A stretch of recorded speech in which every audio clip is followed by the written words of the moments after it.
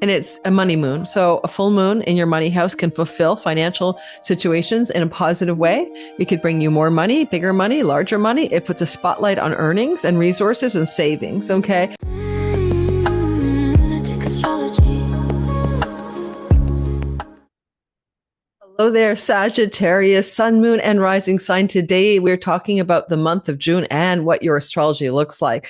You know, the whole world is getting that double blessing, the luckiest month of this year, as we find Jupiter and Venus conjoining in a chunky money house for you. Yes, you could come into a little bit of money that you don't earn in your direct paycheck way, and it's exciting. You also might find this month bringing you some love life relief, whether it's the sexual romantic part of an existing love story or the fact that you're single, as Chiron takes a hiatus out of your sex, romance, and love chart, or problems with your children, and things lighten up there. Let's bring it to your attention as we move into this month of June. Welcome to my channel. If you're new here, Sagittarius, we are doing Western tropical zodiac astrology. Whole sign houses and fixed stars, of course, are always in my wheelhouse.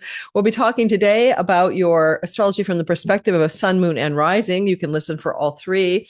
It's your sun sign when it's your core essential true self, like your spirit, but it represents your purpose and career. Your moon is how you think and feel about your life. And that is also your home, nest, and safety zone, like where you find your head on the pillow at night. And then we'll listen today for your actual rising sign, your simulation avatar, like in a video game, what character are you playing? And your rising sign is that character. But you know, your rising sign is extremely accurate in terms of forecasting stuff. So listen for that as well. If you don't know how to cast your chart in whole sign houses and find your rising sign, my free video tutorial is below. Every astrologer on YouTube is using whole sign houses, whether you know it or not. So that's how we can give you general bell curve astrology, reminding you this is a general reading, not a personal chart reading. Not everything I say will be true for you today. Much of it may be. Welcome.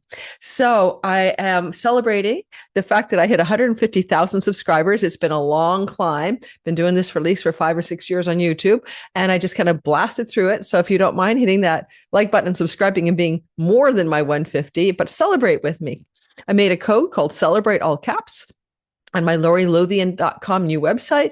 I've housed all the courses I've taught before. I'm building them up. There may only be like 10, but then there'll be 20 and 30 as my staff is trying to rehome them from Padaya.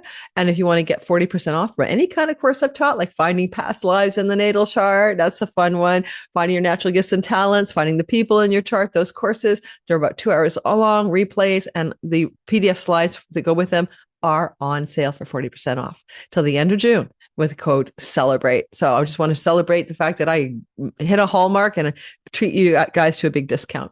Hey, if you're into Chiron moving into Taurus, come to my free webinar as well. Not free, nominal fee, maybe $9, but you want to get into that webinar, information in the description box below, and we'll get going.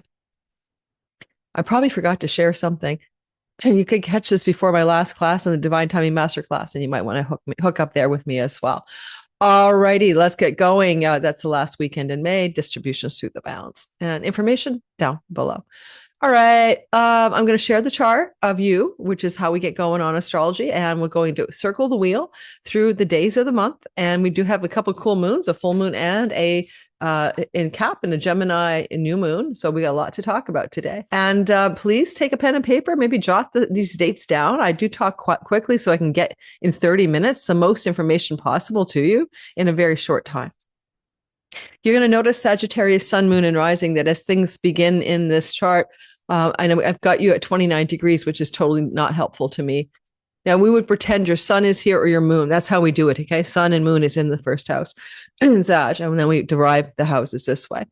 Your Sagittarius Sun, Moon, or Rising beingness, okay, begins this month, and you're ruled by Jupiter, and he's been well placed since last summer in June, early June, 10th, I believe, well placed in your 8th house of chunky money, trying to support you to increase your wealth in ways that are not directly related to your job or your day job and earnings. So he's still going to bless you. We'll get to the conjunction shortly.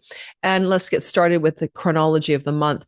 Chiron has been wounding you in love, romance, sexuality, children, entrepreneurship, and your creative muse and artistic self, wounded since 2019. And that's a story and a half. Chiron is getting ready to unwound you. And there were lessons in those wounds, right? Love, romance, sex, children. Yeah.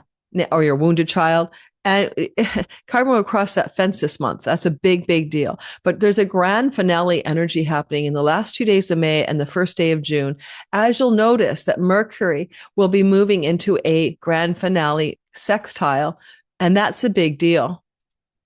It's kind of going to give you some understanding or insight or news or information, either one, about something you've been trying to figure out when it comes to fifth house matters. And this could come through a spouse, a business partner, a client. What does someone have to say to you to show you how this wound wants to complete itself and no longer be a big deal?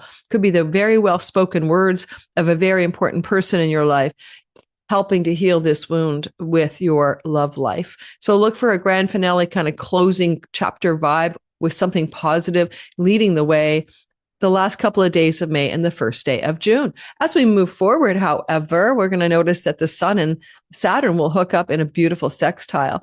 This energy is very mutually supportive of each other. It's going to be operational on the 1st, 2nd, and 3rd of the month. And what it could open up for you: love, sex, romance, creativity, entrepreneurship, stability, perseverance, structure, connected to your long-term love partner or business partner or the way you approach your audience. Like if you're an entrepreneur, then this would be your entrepreneurial endeavors or creative and artistic. And this would be the house of the audience or the clients. And so there is a nice kind of glow, and a solar figure could show up, which means a masculine or leaderful person may come in a positive way to give you some lend a hand vibe regarding the work you're doing or the art you're creating. But I guess if you're single, particularly if you're looking for a solar partner, that can be a very masculine or leaderful person. This could be a new intersection of destiny with somebody for a single Sag, and it could indicate the potential for longevity and a bit of a soulmate vibe as well. So we're talking about the first 3 days of June. On June the 3rd or so, Mercury will have moved into the sign of Cancer. In fact, he actually crosses the sign boundary on June 1st, but on June 3rd, as he's crossed into Cancer, well, he'll be there till August 9th because of retrogradation starting the 29th of June. You're going to have a lot of negotiation, communication, conversation around chunks of money, family money, land, property, money from your family of origin, money from your divorce settlement, money from your in-laws, conversations, negotiations, deals. You may be busy refinancing, mortgage, bank loans. You might be doing a lot of work on tax structures and renegotiating tax deals and your way you structure your tax system. A lot of that vibe going on for you. But with the North Node down here, potentially also connecting you, especially around the 3rd of the month, to some opportunity to increase your financial or worldly success connected to mom, dad, family of origin, wealth, and land, property, and yes, inheritances as well. Jupiter here since last June through till the end of this June can bring inheritance money into your life, can also bring in-law money. It can also bring, so your in-law money coming your way, or money coming to you from, unexpected chunks of some kind of chunk that it's not a paycheck, not a dribble. All right. So this is still playing out, and this could be an opportunity for news or information that money is available or coming your way. And it's going to be most exact around June the 3rd, but you're feeling it the first 3 or 4 days of June. Now, at the same time, Mercury is disabusing you of any delusions you have because he's squaring Neptune, delusions, illusions, and fog of uncertainty. And that fog of uncertainty looks to be very much connected to matters you would probably associate with your children, your entrepreneur stuff, or romantic love. And because Mercury's in the house of secrets, there may be something that was hidden from view in a romantic partnership, or that a child is hidden from your view, some information that's going to be disclosed as well around the first 3 or 4 days of June, especially on June 3rd. On June the 9th, Venus and Jupiter come together in that extremely lucky combination that is all about this months ahead. Best news, right? Well, this is usually once every 12 months that Jupiter exalted in the Cancer house will meet with Venus, but this also happened last July. So we had a rare double dip there. And so you were running this current already for 12 months, and here we go again, or 11 months. It's something like this. You're having a lot of luck in your occult mysteries, supernatural abilities, your psychic abilities. With your in-laws, things are positive, prosperous, and wealthy. The gains of the marriage itself, where shared resources with the spouse are uplifting if you have a spouse. But it still keeps talking about the potential of family of origin, legacy, wealth, money from your family, inheritances being passed down. So if it didn't happen last year, it could happen this year. Energetically, because Mercury's here, there's a transmission of information about what this will be. And you might notice close to the actual connection of planets on June the 9th, there is something in the phone call, text message, email world that you should be paying attention to do with money, news, information coming your way.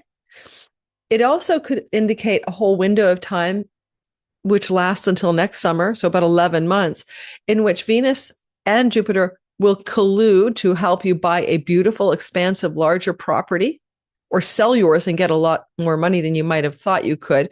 Technically, the gains of the sale are the 5th house, and we have a little bit of a difficult planet here, fallen. And Chiron, so you might not get the money you think you should for selling, but you might get the ability to receive money from an inheritance or family money or land. And the other thing, and news and information around the 9th. The other thing I'd say is that, do you do it in stock investments, or, where money makes money because you're a shareholder? That could be some positive developments around that kind of money that start to show up around June the 9th, but it will flow throughout the next year. And Venus can translate this energy or pass it forward to her Taurus sky. You might get some new livelihood work or an ability to pay down or pay off debt around June 9th, give or take a few days.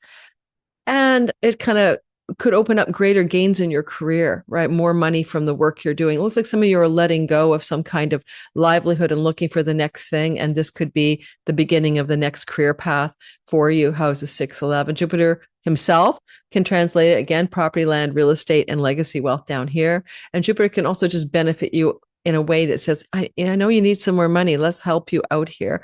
Like, what other people's money and unearned money can we get to you? And that's the vibe, guys. Let me know how it has been going for the last year, since this happened last July, and this is round 2, and it'll last another 11 months. Now, after the luckiest day of the year / the luckiest month of the year story and the excitement of all of that, we're moving into Mercury and Venus both the 10th and the 13th of the month, creating a bit of friction in the chart. So we're going to say that the 10th to the 13th becomes a kind of, the difficult sky shows up for the first time. You've been glowing and flowing. Now, So Mercury's moved into Cancer, as I said, till August the 9th. Goodness gracious. And he's squaring, which is tension, Saturn, tension between money and a romantic lover, tension between money and your children, tension between your entrepreneurial business stuff and tax structures, tension between your artistic endeavors and your chunks of financial money. I mean, the best I can do is come up with some of those stories. These are people sometimes in our life. This is one of your kids, even if they're a child. There could be money tensions. They lost their piggy bank, but whatever it is, there's something going on where you feel this tension here. And it will be very short-lived. Mercury's moving very quickly, but just put your finger on the 10th of the month, a day or two before and after, and let yourself feel into what this tension is. So 9th, 10th or so, you're going to say, yikes, this feels ouchy. Could be some difficult financial news, but it might involve other people in your life, not you, especially a child if you have them. And then we're moving into Venus, the goddess of good things, also moving through Cancer. And just so you know, her movement through Cancer was here when we started the month. It started May 19th and ends on June the 12th. And you've been working with a lot of money stories back here. And now she's going to continue to move forward, but she gets into a tangle, a difficult energy field with Chiron. And so Chiron is completing his grand finale, 29 anaretic degrees here, getting ready to change signs for you for a test run. We'll talk about that when we get to it in this video. And as he's culminating, he's at a turbulent degree with love, sex, romance, children, play, fun, pleasure, creativity, and the muse. The goddess of creativity and money is squaring him. With Mercury here, definitely secrets about betrayal, shame, and abandonment, infidelities, and love and partnership and sex may be coming through, because Mercury also rules your marriage house, right? So this could be that awful moment when you find out your marriage partner has been fooling around on you. I'm sorry to say. And so their energy of this intense tension will feel maybe like wounding information to do with your marriage partner or sex, romance, and love. It could also involve money issues, particularly from the in-laws or connected to sex and romantic partners or your children, and a feeling of, ouch, that stings. There's something about it that at the deepest level, the dharmic house of the fifth house, where you've been so challenged to find your joy point, it's also the house of where you hook up with God. It's the magician in the tarot with his hand in the air and all the elements there. It's also where you can play with your natural talents and gifts in the field of this matrix Leela that we're in. And some of those, like I'm an artist, I'm a performer, I'm a writer, I'm a painter, and none of it's worked out. Like you can't get it going. That wound's throbbing away. Venus is trying to bring your attention to something deep and hidden within you, very karmic, maybe even past life, that is getting in the way of your success. So it could be very spiritual and psychological orientation, or information from the dead, or even a dream. So pay attention to the 13th of the month. On the 14th of the month, a new moon will happen. Yay, new moons are great. New moons are here. 24 degrees of Gemini. If you're having a challenge in your long-term committed love partnership story, well, then a new moon can start things fresh and give you a reboot. If that's not the case, then you're just going to have a new moon when it's how you meet your clients, audience, marketplace, all those people that you serve. And, or you could have a new beginning in business partnership opportunities. Now, this thing about a new moon here, with your Uranus is in domicile, right? Uranus is here, wasn't here last year, didn't get here till July 7th. This is a first in a lifetime new moon with a shocking, unexpected, exhilarating drive of surprise. So get ready for that. And qualitatively speaking, this moon does work to heal the chironic wound for love, romance, and creativity. And if you happen to be somebody who's looking for love, then you could pull in a love partner off of this, but you're looking for somebody in a different land, culture, foreign land. This kind of vibe is going to work with this. The goddess of love could bring you somebody in a spiritual community setting, an ashram, a pilgrimage, a long distance journey, or someone who's from a foreign place. For single Sagittarius looking for love, this is a possibility at this time. And the new moon will unfold new beginnings for the whole duration, the whole time frame, right, of 6 months. But the first 2 weeks after this new moon on the 14th, you should be paying attention to see what is coming forward for you. And it could involve some money because of where Mercury's sitting as well. All right, new beginnings in partnerships, marriage, audience, marketplace, and gains financially coming off of that as well. Now, the other energy coming into our sky after this lunation will be Venus sextiling Uranus. He's actually doing it as Venus and Uranus are forming a sextile as the moon is happening on the 14th, okay? But it's building up to the 15th as well. So what is it? It's the 14th and 15th, a happy surprise. It could be a surprise from a business partner or marriage person surprising you with a foreign journey ticket to travel, or with some good legal news, or with some positive developments around spiritual communities that you both belong to. And a positive surprise wants to occur here, dharmically aligned as well.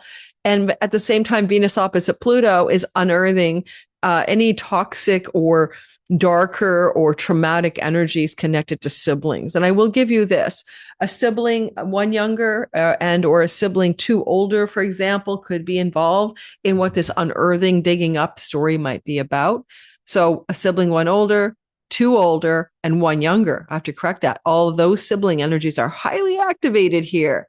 And what is this surprise regarding those siblings that is positive? Okay, a positive surprise in sibling land here for you. A female in a distant land bringing a surprise connected to travel that surprises you, and it is connected to some other person, Uranian person, maybe solar, a masculine or a leader. So there's just a surprise. Love and money surprises is the short code for that around the 14th and 15th of the month. Then we move into the 17th, where Venus is doing the soulmate thing or the twin flames thing. She's trining Neptune. Now, Neptune can do do us a dirty. He can make us like fall madly in love with rose-colored glasses and be completely deluded. Or he can say, here's your twin flame soulmate divine complement. Gosh, he can go unconditional love, agape, higher love. Bring me a higher love. He's in the romance house, guys. This is love. So what kind of romance? It could be art, creativity, filmmaking, photography, stuff as well. Screenplay writing, but it can also be love down here. So there's your Neptune flowing and performing and acting.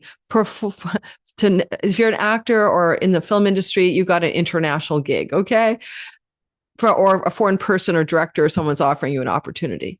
However, if you're not that, then this is like, where is this dreamy love coming from? Is this person from like Italy and you're from like North America, but you cross paths somehow? Because this can bring you love from a foreign place with a foreign person in a distant shore, far off land, dreamy, soulmatey, beautiful. For single Sagittarius, you're looking for that relationship of a lifetime. The possibility does open up for you on the 17th of the month. You want to go a couple of days before and after that. And because Saturn's there within the love house, the person could be significantly younger or older than you. All right. Not just a couple of years. So if you're already married, then creative projects, artistic creations, entrepreneurial gigs, go really sweet. Or one of your children is producing a baby. So grandparenting, grandchildren stories, dreamy ones at that, come into your focus at this time. What about the idea that Chiron is crossing a sign boundary for the first time since 2019, last seen 50 years ago? Yes, this is a big deal for the world and you. This also is something new. What is it like to have Chiron in Taurus? You're going to feel that new energy opening a door through to September 17th, beginning on the 19th or 20th of the month, time zone dependent. And as Chiron crosses the sign boundary and opens up a door away from the wounds of love, romance, children, sex, etc., creativity and art and all of that, the muse moves into your sixth house and says, okay, time to deal up some new stories. These new stories are about woundedness to your health. Don't worry, it's not that bad. But with Mars there at the ingress, be careful you don't injure yourself, right? This would be like an injury or an inflammation, like a rash or a fever. Chiron moving into the sixth house can help you find the key to purpose through the work and livelihood, a job energy of your life. And it's going to take a 7-year story for that to be all worked out. But this is the testing of the earth, and this is going to only last till September 17th, but you're relieved of the wounds of romance. And if you're a single Sag and you've been really fucked up on romance, this is bringing you the dreamy love of a lifetime. And now you feel free of that wound. Yeah, the wound comes back in September 17th, and you're going to have to work with it till next April. That will be just tying up loose ends, but it won't be the same as it has been since 2019. At the same time this is occurring, the crossing of the sign boundary of Chiron, he does flow to the sun, who's getting ready to leave the house of significant relationships in your life and move into the chunky money story, including secrets, including investments, including banks and loans, etc. Now with the sun here, with Jupiter, does a solar figure, father figure, grandparent, have money to pass on? That might be more when it's evident to you. I mean, and the sun is also the ruler of your foreign lands and houses, places, but also going to court, probate, legal stuff. So this could be a journey around the solstice, the 21st, where now there's legal and probate and health and wealth and land and property focus for you. But at the same time, Chiron in the sixth house of debts flowing to the sun says this will help you eliminate debts, or debts owed to you karmically or for real are paid back. That's what that is. That's around the 21st of the month. Could be a golden refi. It could be a paying down credit cards. It could be a debt elimination, debt repatriation, all of that. On the 24th of the month, the sun will trine the north node. The sun will trine the north node. And that is, again, is this a father figure, legacy wealth? Or is there a chance you're going to move your home to another land, a foreign place? Are you going to finance or refinance property and real estate? Are you looking even to rent a property? Possibly that's true as well in this mini trine. And there's a new expansion, growth opportunity, rental property with money at hand to pursue that opportunity. And it could be renting something in a distant place as well, and or a foreign place as well. foreign or distant. Take your pick. Rent a property. Could be a short-term rental. Could be very long-term rental. We're talking about you around the 24th of the month. On the 25th, Venus is going to stabilize money or love stories, trying to make them solid and formidably structured. She's going to trine Saturn. Well, again, are you meeting a long-term love? Are you getting a creative project published in the book publishing industry? A stable situation on a contract? Are you stabilizing relationships with children and grandchildren? Are there stories connected to love and romance and spiritual community and finding an adhering common ground that you can marathon in that love story because you both share spiritual ideologies that are the same, right? That's a vibe here as well. This is your house of churches and synagogues, but spiritual belief. And it's flowing to Saturn in a romance house. Are you getting down there? This can involve siblings. It can involve a sibling two younger. It can involve a sibling one older or two older as well in terms of what this dynamic is. But it's harmonious and it's offering up a sweet touch of stability in those stories of your life. On the 28th of the month, Mars will sextile Jupiter.